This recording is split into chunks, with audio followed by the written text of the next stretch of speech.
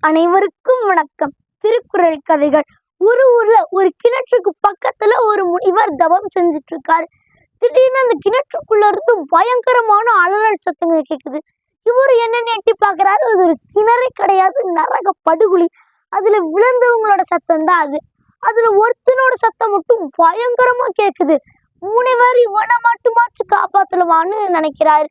அவரோட தவ ஆற்றலால அவனோட வரலாற்றை பாக்குறாரு.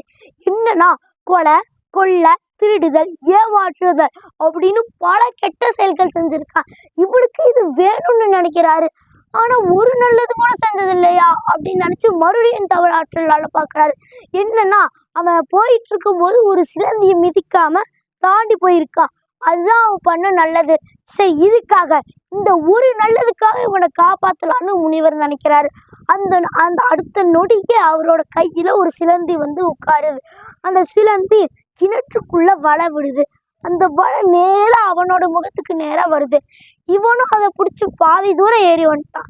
கீழே பாக்குறான். அந்த வலையை பிடிச்சி அவனை மாதிரியும் இன்னும் பல பேர் எழுதி வந்துட்டு இருக்காங்க.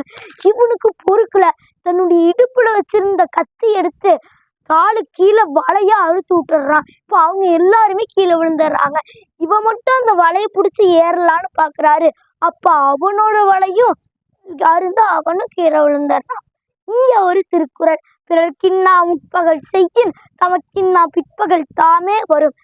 நம்ம யாருக்காச்சும் முற்பகல்ல துன்பம் செஞ்சனா அது நமக்கு பிற்பகல்ல வரும். நன்றி, வணக்கம்.